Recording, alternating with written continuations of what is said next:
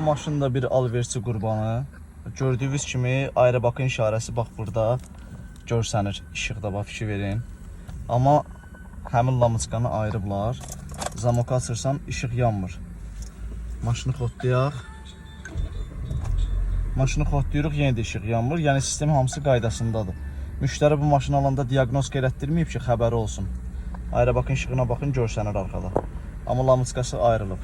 Diaqnostikaya salırıq. Aerobak sisteminə giririk.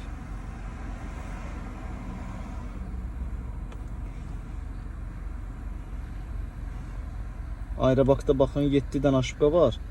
Əsas aşıbqadakı blokun kraşa düşməsidir. Yəni blok kraşa düşdüyünə görə aerobak sistemi deaktivdir. Bu maşında aerobak sistemi işləmir. Ona görə də bu işıq yerinə taxılmalıdır. Aerobakın bloku kraşdan çıxarılmalıdır ki, normal vəziyyətdə işləsin. Müştəri də bundan xəbərsizdir. Maşını da aerobaksız idarə edir. Bu Kia Forte modelində isə bir boyluq var. İnjektorun işığı yanılı qalır. Diaqnostikaya salmışıq. İkinci silindrin babinində problem göstərir. Aradan qaldırıb paylaşacağım.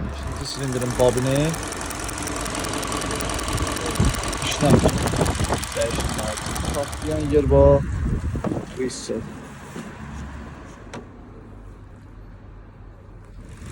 Babini dəyişdik. Normal vəziyyətdədir. Turboy da aradan qalxıb. Hər şey qaydasında. Aşıqası da silinib.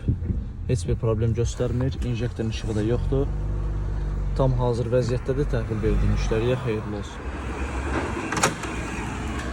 Bu Optimada da ümumi qulluq prosesidir. 2 turbo GDI motordur. Yüksək təzyiqli farsınkalardır.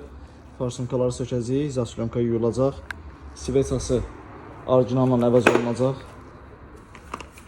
Həm benzin sərfiyyatına, həm maşının çəkimində böyük rol oynayır.